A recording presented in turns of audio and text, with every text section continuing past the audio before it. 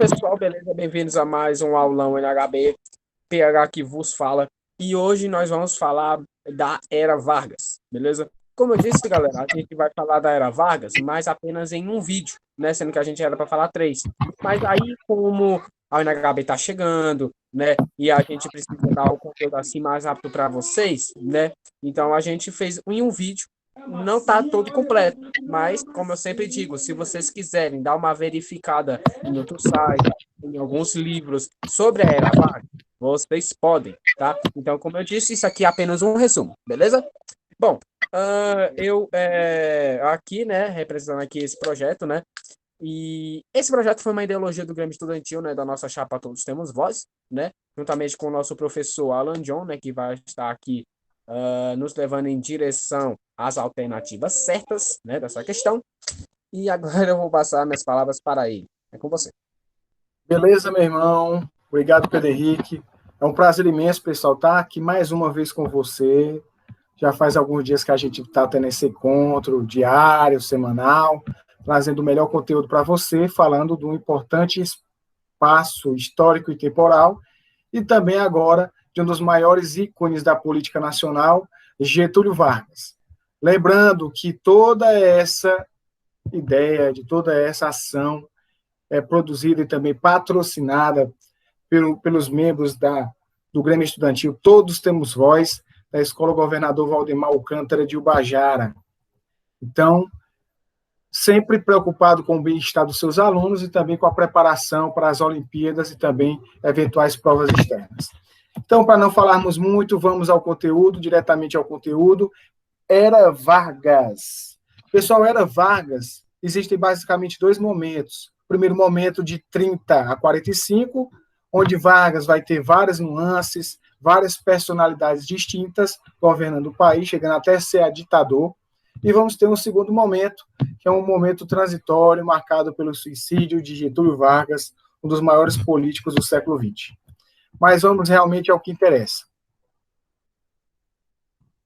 Então, para a gente compreender o período varguista, a gente vai atrás de todos os opositores ao regime do café com leite. Então, nós sabemos que de 1894 a 1930, o Brasil era governado basicamente por uma elite econômica mineira e paulista.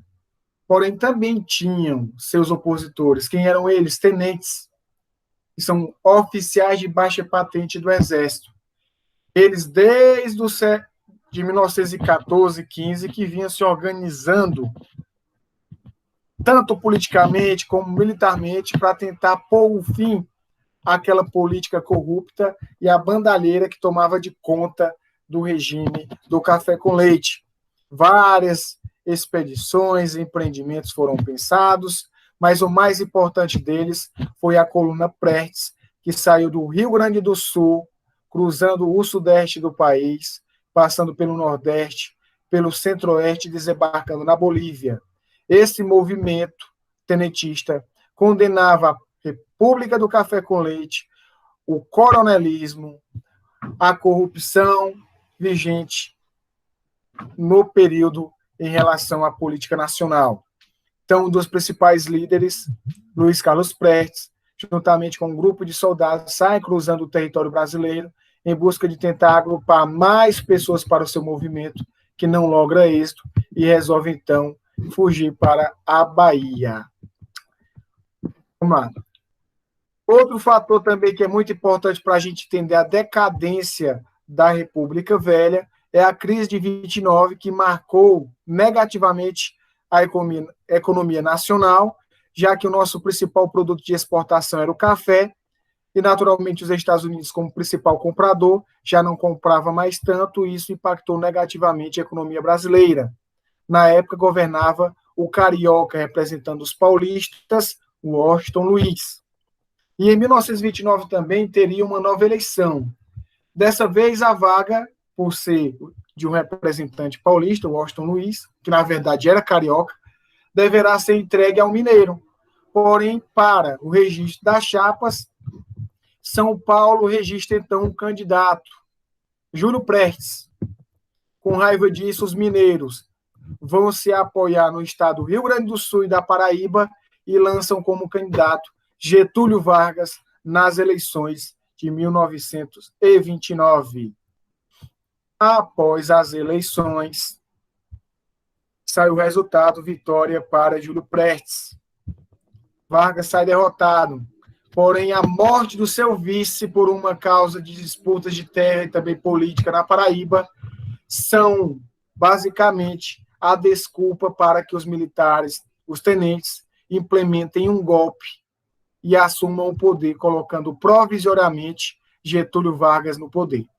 Morre, então, João Pessoa, por causas e motivos ligados à política paraibana, na cidade de Princesa. Getúlio Vargas, aproveitando essa morte e culpando os paulistas, então promove uma revolução, um golpe, que o coloca no poder, derrubando os paulistas do poder. Então, governo provisório por quê, professor? Porque não foi por uma eleição. Ele deveria governar provisoriamente o país, para depois convocar uma nova eleição e sabermos quem será o novo presidente. Esse governo dele durou exatamente 4 anos e foi marcado pelos decretos-lei, como ficará aí no slide para vocês o link de acesso a esses decretos, pelo cangaço, que era um movimento comandado por antigos jagunços autônomos que vão começar a caçar, roubar, perseguir e violentar pessoas no Nordeste brasileiro. Vai ser marcado também pela consolidação do Ministério do Trabalho e a constituição de muitas leis que beneficiam os trabalhadores, mas também tem um lado negativo disso tudo. Os paulistas que perderam o poder promovem uma revolução em 32, que tenta, de alguma forma, a partir das armas, derrubar Getúlio do poder. O movimento não dá certo e, naturalmente, os paulistas devem continuar comandando, vendo o seu estado comandado pelo Getúlio Vargas. Essas campanhas que vocês percebem aí são campanhas dos paulistas para tentar insuflar à população a causa paulista, que seria a derrubada de Vargas. Também em 32 é criado, instituído no país, o voto feminino e o voto secreto, onde as pessoas teriam direito a escolher o seu político sem qualquer tipo de pressão, diferente do que ocorria na época do café com leite com o sistema coronelista. Tá, o título de eleitor de Getúlio Vargas. E vamos, então, para o governo constitucional. Pedro Henrique, o que é uma Constituição? É quando um governo, quando um presidente, né, ou a equipe, né, de políticos, constrói uma Constituição, né, e depois eles colocam em lei, né, colocam em vigor, colocam em ação as leis, os decretos dessa Constituição no próprio governo, acaso se o presidente aceitar. Beleza. Então, numa nova eleição, Getúlio Vargas vence, assume o poder e cria o chamado governo constitucional, já que em 34 é constituída uma nova Constituição ao país, para tentar garantir a democracia como sistema político, o nacionalismo como virtude maior, a liberdade e a justiça. Eram preocupações de Getúlio Vargas nesse governo constitucionalista, que garantia, né, que vai, de alguma forma, oficializar o direito ao voto feminino e também a participação popular em eleições diretas. Isso, a Constituição de 1934. Lembrando que a última Constituição tinha sido redigida em 1894, durante a chamada República Velha. Então, tá aí detalhes da Constituição de 34. Nesse período, entre 34 e 37, o governo Vargas vai perceber surgir no nosso país 2 movimentos de cunho extremamente autoritários, que seria o integralismo, defensor do nacionalismo, do conservadorismo, do catolicismo e defensor da extrema-direita, sendo apaixonado pelo movimento fascista italiano. Era um movimento que defendia que o Brasil deveria ser governado por um líder forte, que controlasse não só o país, como também a mente e o corpo das pessoas. Esse movimento significa integral, todo mundo vai pensar da mesma maneira.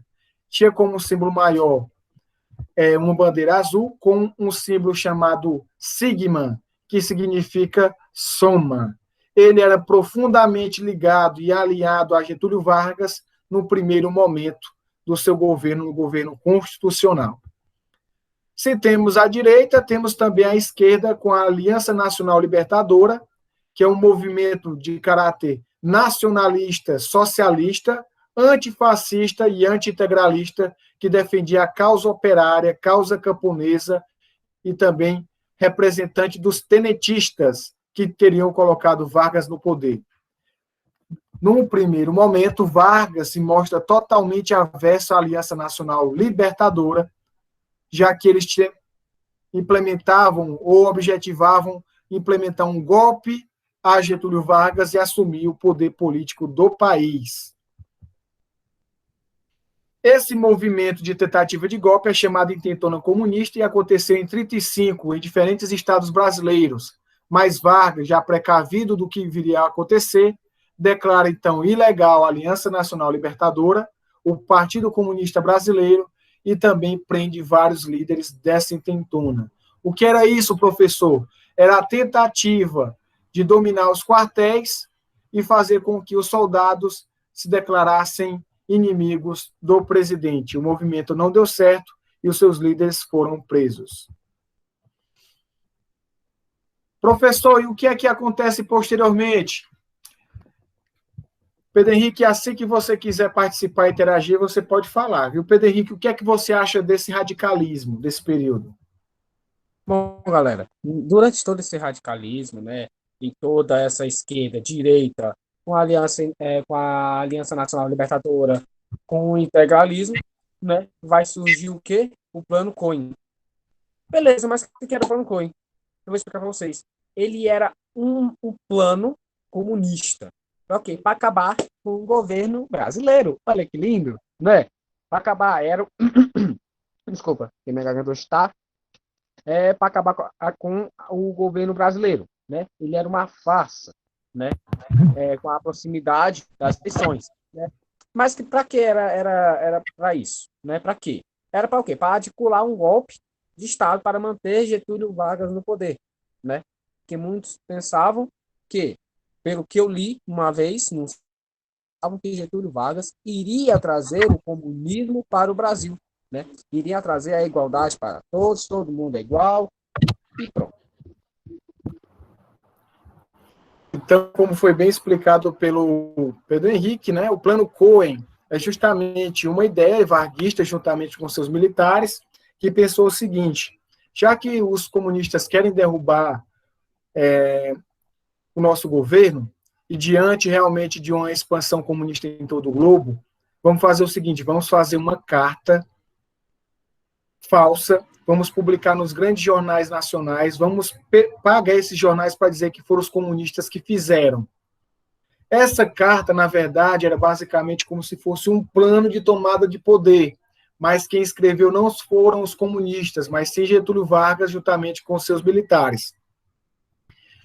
Isso, naturalmente, vai causar um grande estardalhaço na comunidade, o povo vai ficar com medo dos comunistas, a igreja com medo dos comunistas, as mulheres com medo dos comunistas, ocorre aquele horror gigantesco no país, fato que vai fazer Vargas implementar um golpe, criando assim o chamado Estado Novo, que é um regime de 37 a 45, onde Vargas vai governar com plenos poderes, de maneira ditatorial, sucumbindo, perseguindo seus opositores.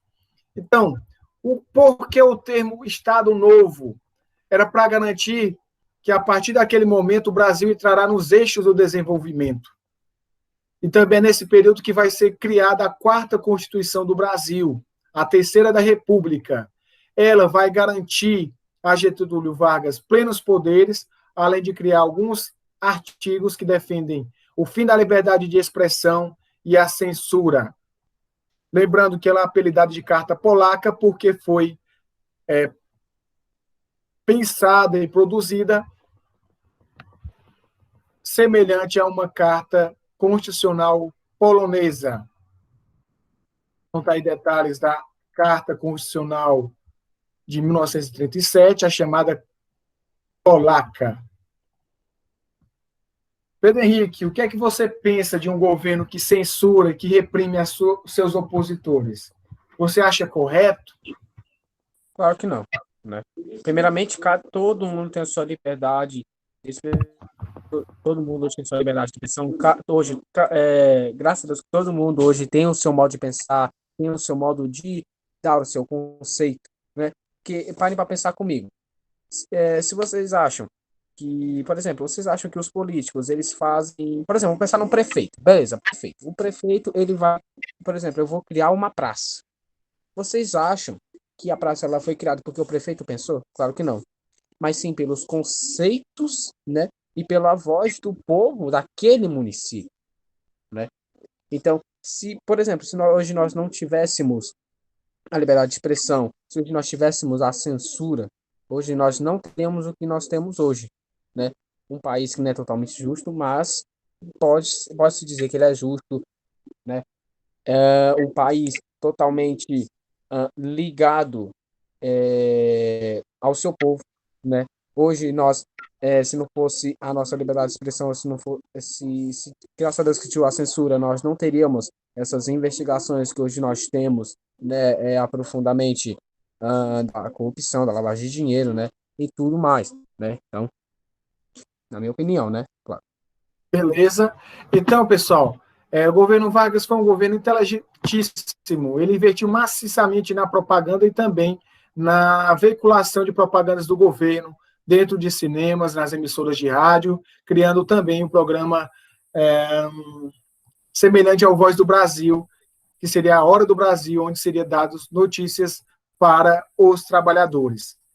Vargas também ficou muito famoso, além do controle da mídia que ele fazia, pelos seus discursos nos grandes estádios nacionais, sempre no dia 1º de maio, onde ele anunciava aumento salarial a todas as categorias do país, certo? Então, investiu muito na imprensa, criando o departamento de imprensa e propaganda, sempre com propagandas voltadas para o benefício do governo, no cinema e nas emissoras de rádio, jornais, entre outros. Tanto que ele era conhecido como o pai dos pobres, né? Isso. Temos também o Brasil na guerra, né? O Brasil, nessa Segunda Guerra Mundial, tentou, num primeiro momento, se manter neutro, porém, os Estados Unidos, devido a grandes acordos econômicos e também ameaças, resolveu aderir à guerra e, naturalmente, enviar grandes pelotões, né, para a Segunda Guerra Mundial. Inclusive, nessa época, vai surgir a Força Expedicionária Brasileira, que tem como símbolo uma cobra fumando cachimbo, porque na época as pessoas diziam que era mais fácil a cobra fumar do que o Brasil entrar na guerra. A Força Expedicionária entrou na guerra, foi até a Itália e se envolveu em batalhas contra o movimento fascista. E uma dessas batalhas, chamada de Monte Castelo, ainda hoje é lembrada por muitos pracinhas, como eram chamados os soldados daquela época. Então, o Brasil sai da guerra, guerra termina em 45 e o mundo clama por democracia. E no Brasil não acontece diferente. Surgem movimentos que querem o fim do governo de Vargas. Vargas, então, é pressionado pelos militares para sair do governo e sai do governo em 45, mas paga militantes para pedir a volta dele ao poder, que é o chamado Movimento Queremista de 1945. Porém, Vargas não consegue voltar ao poder e apoia seu candidato em 1946, que é Eurico Gaspar Dutra, que vai vencer as eleições. Então, eleições abertas, voto de Eurico Gaspar Dutra, surgindo então daí o período populista, que é o assunto da nossa próxima aula. Então, vejam aí o mapa desse conteúdo e não havendo mais, vamos passar a palavra para o Pedro Henrique. Pedro Henrique. Bom, galera, eu só quero agradecer, né, por você ter visto o vídeo até aqui, que você tem um bom dia, uma boa tarde, uma boa noite, né, dependendo do horário que você esteja vendo esse vídeo, né, e galera, assim como eu disse antes no início do vídeo, isso aqui é só um resumo, tá? Isso aqui é só um resumo, e que se você quiser dar uma história maior, vocês podem dar uma história maior, não só no conto de Vargas, mas sim também nos outros contos passados, beleza? E assim, galera, na próxima aula nós vamos falar de populismo, né? E a gente vai falar, né, sobre o governo Dutra, né, a aliança dos Estados Unidos, né, e todas aquelas coisas econômicas, né, sobre economia e tudo mais, beleza? Então é isso aí, galera. Até a próxima aula e valeu. Beleza, moçada? Até mais. Tudo de bom. Tchau, tchau. Valeu.